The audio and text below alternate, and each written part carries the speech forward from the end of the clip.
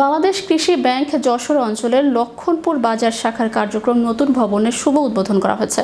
শার্শা উপজেলার গোরপাড়া বাজারে অবস্থিত নতুন ভবনে শাখার কার্যক্রম ফিতা কেটে শুভ উদ্বোধন করেন বিকেবি খুলনা বিভাগের মহাব্যবস্থাপক আবু হাশেম মিয়া।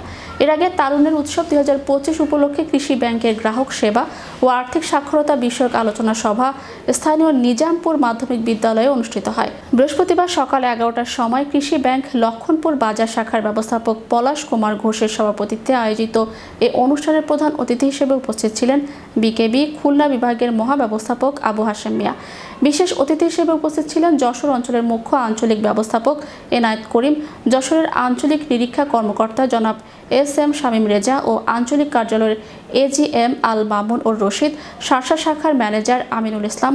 উক্ত অনুষ্ঠানে শাখার গ্রাহক শুভানুধ্যায়ী স্থানীয় গণ্যমান্য ব্যক্তিবর্গ, নিজামপুর স্কুলের শিক্ষক শিক্ষার্থী সহ ব্যাংকের সকল কর্মকর্তা কর্মচারী উপস্থিত ছিলেন।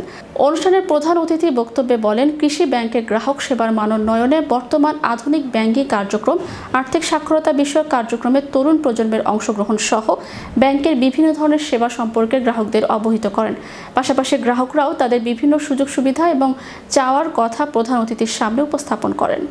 কৃষি ব্যাংক কেন আপনাদের জন্য একটি ভালো ব্যাংক, তার একটা ছোট্ট নমুনা আমি আপনাদেরকে বলতে চাই। তখন আপনারা জানেন কিনা, আমাদের যে করোনাকালীন হলো না, করোনাকালীন সময়টা আমরা অলমোস্ট বাংলাদেশ গভর্নমেন্ট 5,000 কোটি টাকার একটা প্রণোদনা ঋণ দিয়েছিল 4% কৃষি ব্যাংক।